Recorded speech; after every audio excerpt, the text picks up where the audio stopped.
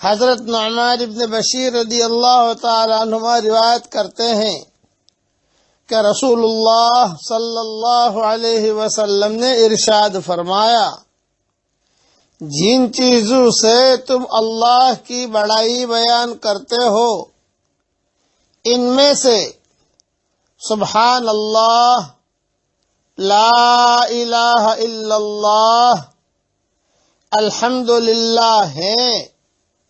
یہ کلمات عرش کے چاروں طرف گھومتے ہیں، ان کی آواز شہد کی مکھیوں کی بھنبھناہٹ کی طرح ہوتی ہے۔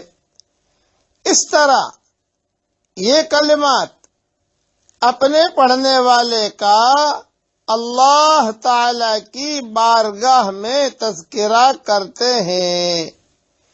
کیا تم یہ نہیں چاہتے کہ اللہ تعالی کی بارگاہ میں کوئی تمہارا ہمیشہ تذکرہ کرتا رہے؟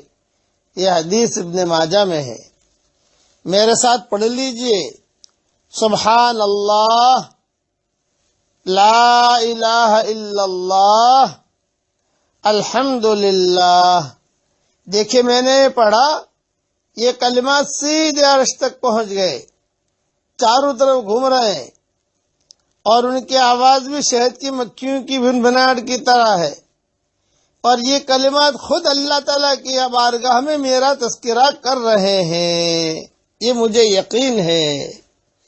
بس امیجز بنانے والے امیجز بنائیں اور یہی جملے لکھے جو میں نے حدیث میں کہے ہیں، سبحان اللہ، لا الہ الا اللہ، الحمدللہ۔ حدیث شریف میں یہ جملے آتے ہیں، آپ ایک مرتبہ پڑھیے، ایک مرتبہ تذکرہ ہوگا، اور کئی مرتبہ پڑھیں گے، کئی مرتبہ تذکرہ ہوگا، اور اللہ تعالیٰ کہ وہاں ہمارا تذکرہ ہو کتنی بڑی چیز ہے۔ اس لیے اسے پڑھتے رہیے۔